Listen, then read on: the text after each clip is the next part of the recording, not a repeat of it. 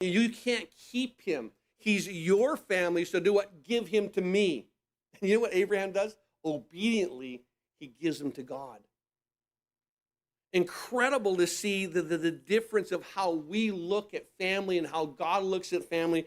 And I think it's so important that when we see family, we're always thinking, well, we got to look out for family. We got to look out for family. And the bottom line is, yeah, kind of, but there's something that's even more needed, more important.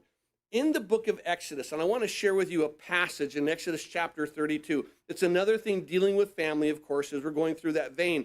But in Exodus chapter 32, beginning in verse 26, we begin to see here that after Moses comes down from the mountain carrying the commandments, he begins to see what the people are in sin.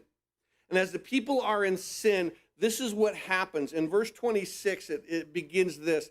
Now, when Moses drew near, he saw the people. They were unrestrained, for Aaron had not restrained them, to their shame among their enemies.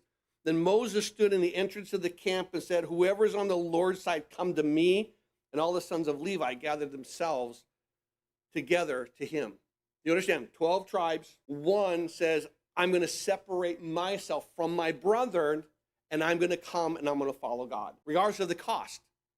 And so as they do this, he now says, come, and they gathered themselves together to him, the tribe of Levi, verse 27. And he said to them, thus says the Lord God of Israel, let every man put a sword on his side, go in and out from the entrance to entrance throughout the camp, and let every man kill his brother, every man his companion, every man his neighbor. So the sons of Levi, verse 28, did according to the word of Moses, and about 3,000 men of the people fell that day.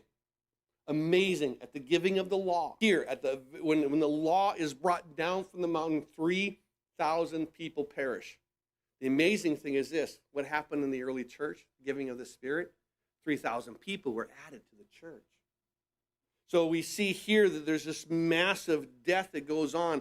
And then it says this in verse 29, this is the key. Then Moses said, consecrate yourselves today to the Lord, that he may bestow to you a blessing, for every man has opposed his son and his brother. You understand? You left one family and became part of another. And the family, the spiritual family, serving God is more important than your regular family, even so if you have to oppose them. And it's a hard thing. Now keep in mind that I'm not just saying just go and rebel against your family, but what I am saying is this, that if God calls you and you do sense that leading, that keep in mind that there should be nothing that stops you from following the Lord.